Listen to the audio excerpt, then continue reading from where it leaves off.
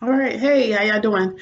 We are back for another review of Sisters on BET. We are into episode 5, so let's just get right into the review. All right, so we pick up where we left off in episode 4, and we're at Gary being at Andy's house, and he tells her that and asks her if she's happy that he decided to leave his wife and children in order to be with her. Okay, whatever. And she still, as she's still holding on to this, I'm mad at you. I don't want you to be here. Go back to your wife's situation. So she tells him to go back to his family. And then they're arguing, and she slips up and tells him, "Hey, because you decided you was gonna propose to me, and then you turn around and go back home and give that ring to your wife." And he's like, "Wait a minute, how you know that?" And so he's just questioning her about the situation, and she ends up telling him every the whole shebang. And then after she tells him everything that happened with his wife coming into her law firm, then she begs him, "Hey, babe, please don't say anything. I could lose my job. I can get disbarred." Yeah, because you're breaking attorney client privilege. So you should have thought about that before you started spilling the beans and telling him everything about his wife being there. That was just stupid. But I digress. So she tells him they can't say anything, and she's trying to make him promise not to say anything, and he tells her, "Okay, I won't say nothing, blah blah blah blah. I promise I won't say nothing."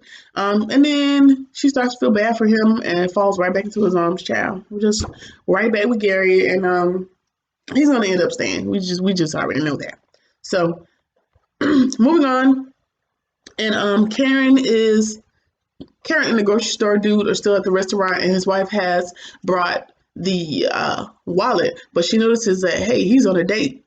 What's going on? And his wife is like, um, realizes that he's on a date. She kind of gets upset about the situation, and Karen tells him like, "Hey, y'all need to figure this out. I'm leaving. Y'all just figure out y'all situation, and I'm out of here." And then the wife blurts out, we're only in this situation because I slept with his friend. I know I screwed up. Blah blah blah blah. And Karen's like, "Girl, I don't want nothing to do with this. I'm out of the situation. Y'all figure it out." So, um, don't know if Karen's quite done with Mr. Grocery Store dude, but his wife said, "Listen, I'm fighting for my husband even though I cheated on him." Okay, girl. All right, so Calvin and Sabrina, they finished dinner and now they're doing the dishes, and um she wants to know the truth as to why he's single. He's such a great catch, but she can't figure out why he's actually single. And he says it's because he always gets prejudged, whether it's by like his um feminine tendencies or the fact that he grew up with two dads. And then he basically starts putting moves on her, and they are about to, get down with the get down. And she takes his pants off and realizes that he got on itty bitty drawers, like basically lingerie. Yeah, basically with buttons up the back. So, um, I'm still not quite sure what's happening with Mr. Calvin, but something's definitely weird there. I guess. I mean, they draws, but now she's kind of back in her bag about the situation. So yeah. All right, so we are back, and we are at Danny and Zach's. Well, at Danny's and Zach's living there. Um, and she. Let me get my mind together. Zach is in the bathroom. He's just gotten out of the shower, and she asked him if he needs help putting lotion on his back. And then she goes on to further describe his body to him while he's in the bathroom, and come to find out she has her laptop. She's kind of streaming from her laptop while he's in the bathroom, kind of spying on him. And well, literally spying on him. And Zach is like, "Girl, I want my money back. Like, I gotta go. This is too much." And she convinces him to stay. And then she also convinces him to smoke a little bit of weed. Knowing that he gets tested at work, she kind of makes him a promise like, "Hey, you go ahead and smoke this marijuana pen situation. And if anything goes down, I got your back." I don't know, Danny. There's something very weird about the situation. Um, it's inappropriate at best, just in my opinion. But anyway, um, we go back over to Danny's house, and Gary asks Andy, "Hey, what's the next step for them?" And somebody knocks on the door, and it's Karen. And Karen is like, "I'll let y'all talk." And he's like, "No, you go ahead, you talk to your friend." And he's like, "Well, I will, I'll just go away for a little while, but do I need to take my stuff with me? Do I need to, go back where I came from? What's the issue?" And Andy's like, she's just looking away, like, I don't know, kind of caught between Karen and Gary, because the last time she talked to Karen, she was done with Gary. So now we're back in this damn cycle of, oh my God, I don't know what to do with Gary again. So Karen tells him, just take a walk and just come back later. So he leaves. And then Karen kind of backtracks because she goes back and she tells Andy that it is a good thing that Gary left his wife for her. What the entire fuck?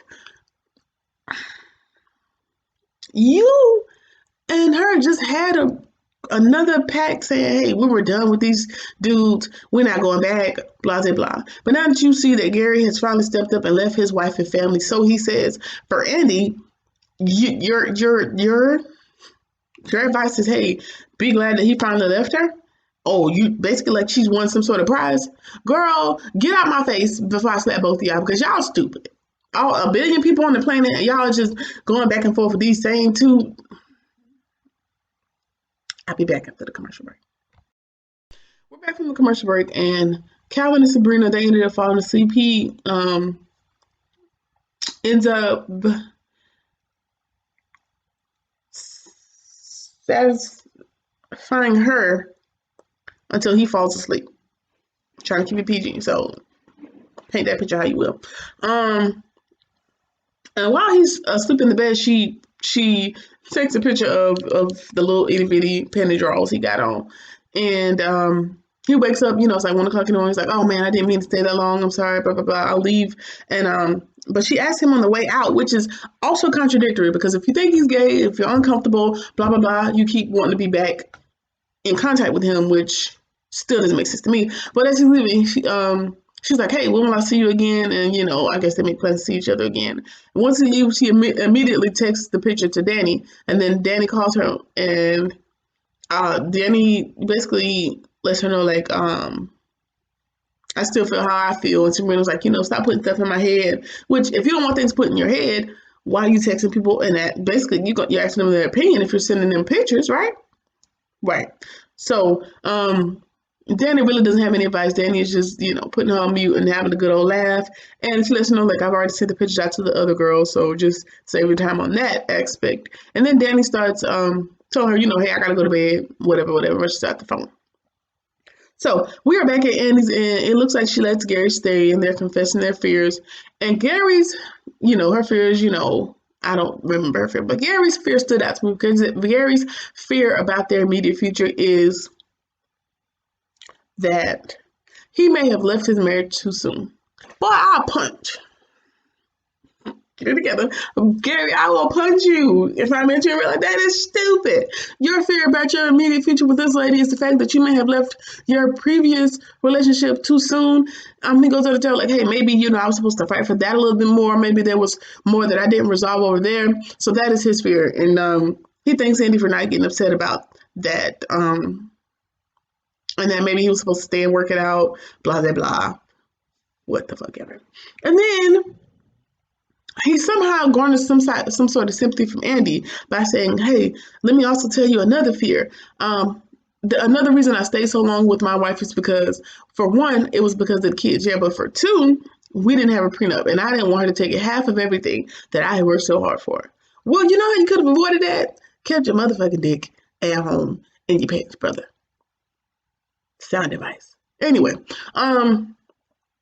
but Gary goes on to tell Andy that he doesn't have a prenup, and that his wife's going to take half of everything, or take everything that he has, and that it may be wise if his wife comes back to Andy asking her to re-represent her. It might be wise for Andy to go ahead and represent his wife in order to somehow get Andy to sway his wife and what she's going to take from him in the settlement. He's thinking that's gonna soften the blow. Maybe Andy can talk her out of, taking a fourth of what he has instead of half, or taking a fourth instead of everything. Basically, he wants Andy to work with his ex-wife with his best interests in mind. Are you fucking stupid, Gary? You have lost your mind. Tyler Perry, you gotta clean this up and quickly, because Gary is not my favorite right now. But and so Andy's like, I'm just going to act like you didn't say that, because, basically that's dumb. I'm not doing that. blah blah blah blah. And so basically she decided she was gonna risk her career, her way of living, her way of paying the bills for Gary. Girl, just stupid.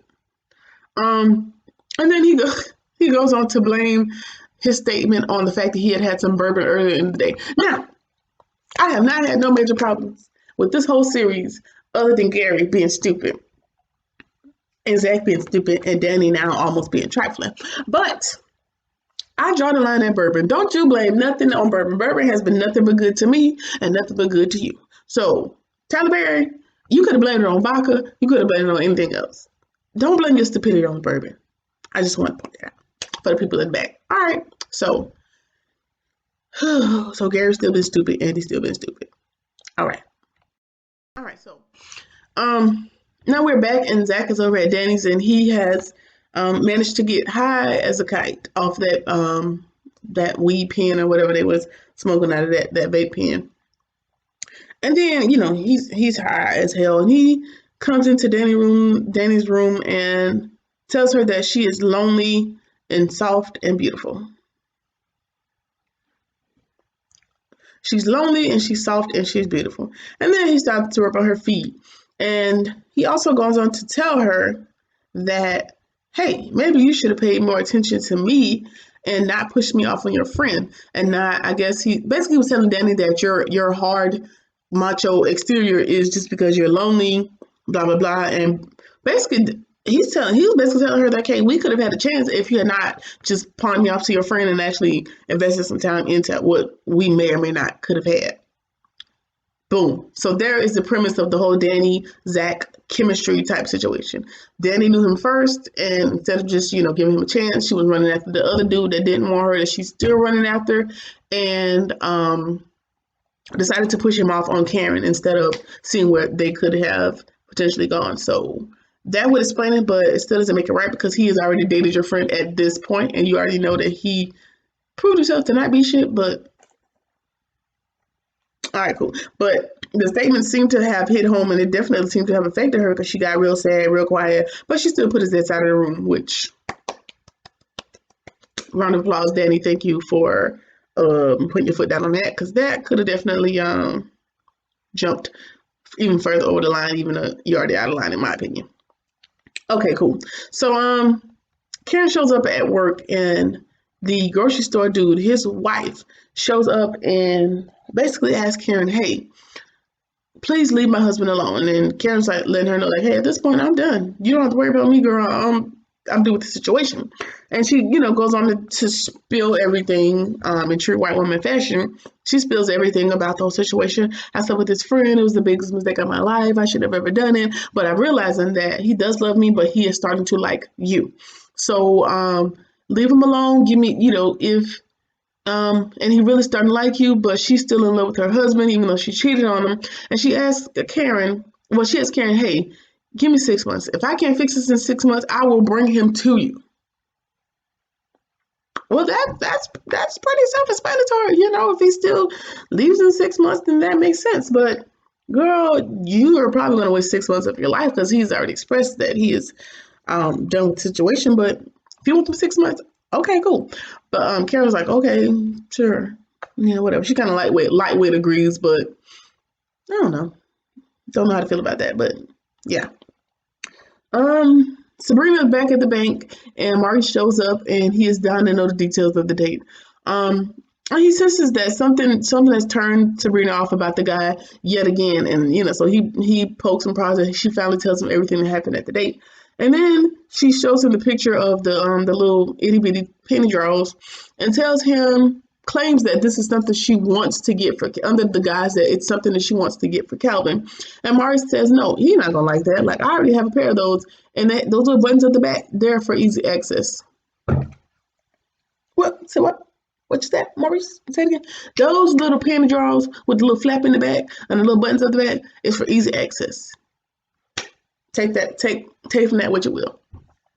So I am back to being confused about Calvin, but hopefully we'll figure it out because poor Sabrina, she seems so gullible and so interested in Calvin. Okay, moving on. we're at the final scene, and Andy shows up at Karen's, and they go grab lunch, and they're talking about smoothies. And Karen tells Andy about the encounter with the grocery store dude's wife, and then Andy goes back and tells Karen, hey, you should go for him. If he really likes you, you should go after him. And, Karen just lets him know, like, I'm going to respect the 6 months, of course, that his wife asked for. So, we're going to put a pause on that. And Andy lets Karen know, hey, his wife hasn't called me today. Mind you, her and Gary just got back together the day before. And she was looking forward to the wife's call. Why? So she can go ahead and, at least know that the wife is still going through with the divorce, I guess, and some type of hope for a future for her and Gary. And then she tells, and she also lets her know, hey, I want her to hurry up and call, so I go ahead and refer her to somebody else so that, we can dead this conflict of interest. She can go ahead and divorce Gary, and I'm assuming they're going to skip off into the sunset. Okay, cool. Well, Andy comes back from lunch, and she sees a woman crying in the conference room. They don't give us a clear picture of the woman's face, but we assume that it's Gary's wife. And she walks past the conference room, and the secretary says, hey, your boss wants you in the conference room, and, bring your stuff. So she goes back into the conference room, into that same conference room, and it is Gary's wife. She is upset, and she is crying. And in the preview for the next episode, it looks like she's giving the ring that Gary gave to the wife. It looks like she's giving it back to Andy. So I don't know if she's figured out who Andy is to Gary, or if this is some sort of payment for her to move forward with the divorce. I'm willing to guess that it is some sort of payment, or she's back to have Andy take her on as a client. I don't think they figured it out. They figure out who Andy is to Gary. So, who Chile. So that is episode 5, season 1 of SISTAS, and things are getting thicker. Danny is becoming my least favorite, where she started out as one of my favorites. So we'll see what happens in next week, and I'll see y'all then. Peace.